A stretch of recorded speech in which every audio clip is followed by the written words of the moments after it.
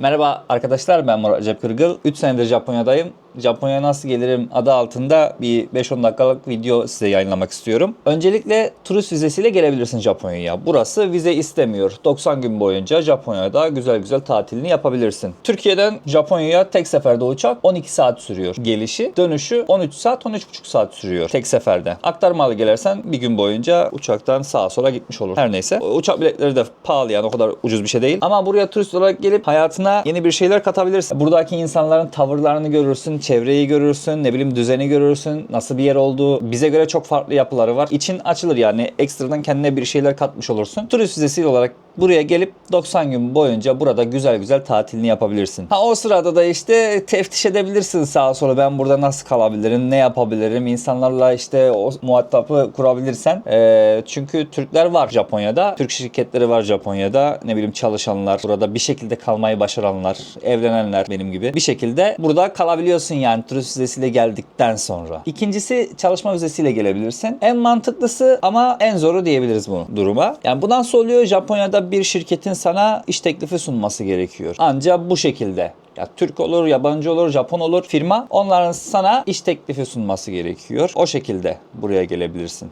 Artık firmanın Japonca istemesi, İngilizce istemesi, ne bileyim Türkçe yeterliliği o firmaya kalmış. Artık hangi şartları sana sunarsa, nasıl anlaşırsan o şekilde gelebilirsin. Genelde de bu üniversite mezunları oluyor. Ya da belirli başlı meslek sahiplerine bu avantaj sunuluyor. Mesela IT, aşçı, mühendis, tercüman, bunlar öncelikli olarak Japonya'ya işte bir adım önde olmuş oluyor bu meslekler.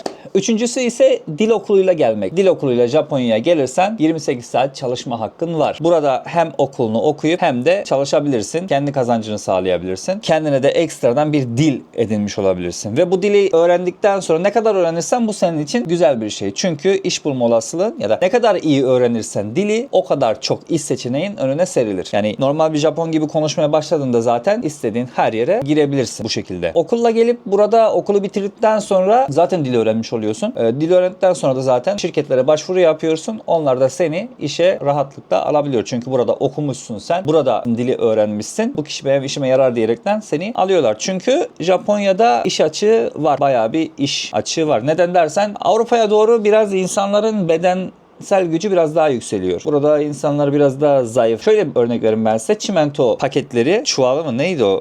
Çimentolar burada 25'er kilo. Bizim Türkiye'de 50 kilo mesela. En basit örneğini böyle vereyim ben size. Burada insanlar biraz daha zayıf. Ve bu dil okuluyla birçok kişi geliyor buraya. Birçok kişi de Japonya'da yaşamaya başlıyor. O sırada da evlenenler de oluyor tabii ki. Tam vizeyi de almış oluyor o zaman. Meslek okulu, yani aşçılık, otomotiv, inşaat, elektrikçi gibi alanlarda mezunsan Japonya'da rahatlıkla iş bulabilirsin. Yalnız Japonca şart. Her halükarda Japonya'ya geldiğinde senin Japonca öğrenmen gerekiyor. İşte bunun yolu da dil okuluna gelmekten geçiyor. Ya yerinde öğrenirsen zaten dili en mantıklısı oluyor, en güzel oluyor. Çünkü buradaki ortamdaki dili öğreniyorsun.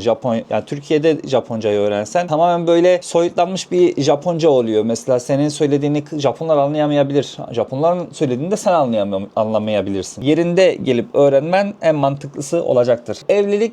Evliliği Türkiye'den ağrı yapamaz. Yaparsın ama çok düşük bir ihtimal. Yani oradan tanışacaksın da ne bileyim konuşacaksın, sohbet edeceksin. Türkiye'den buraya geleceksin. Buradan Türkiye'ye gideceksin. O gelecek, ailesi gelecek. Sen ben derken Allah Allah paralar havada uçtu. Oraya harcayacağım parayı dil okuluna harcayıp buraya rahatlıkla demir atabilirsin. Son olarak da burada şirket kurup İşte atıyorum restoranttır, ne bileyim kafedir, bu tarz şeyleri açmak olur. Önceden kolaydı. 5 milyon yene bir şirket kurabiliyordun. Atıyorum 10 milyona da bir dönerci, restoran, carttır, kafedir rahatlıkla açabiliyordun. Ama artık öyle değil. Neden öyle değil? Son gelen başbakandan dolayı mı diyeyim? Yeni kurallardan dolayı mı? Önceden 5-10 milyona güzel bir şey açıp arkasından burada oturum hakkı alabiliyordun. Ama şu an 30 milyona çıktı diye biliyorum. 30 milyon da çok büyük para ediyor Türkiye'de. 30 milyon yen. Yani 30 milyon yen ne olsa zaten kafatarsak söylüyorum sana 6 trilyon olsa zaten Japonya'ya niye geleceksin? Orası da var. Türkiye'de bir iş kurarsın kendi memleketinde, değil mi? Tabii ki aksiyon arayanlar için burası ideal. Sermaye gerekiyor. Zor ama uzun vadede en özgür yol diyelim. Şunu da ekleyeyim ben size. Japonya'da ehliyet almak zor. Dil öğrenmek zor. Japonya'ya ayak uydurmak daha da zor. Japonya farklı bir memleket. Kuralların ülkesi. Buraya geldikten sonra ya bu olur mu? Şu olur mu? Bunu niye böyle yapıyorlar? yapıyorlar? Bunu neden yapmıyorlar? Yani bundan ne olacak? Şu kadarcık şeyden çok diyebilirsin. O yüzden Japonya'ya gelmeden önce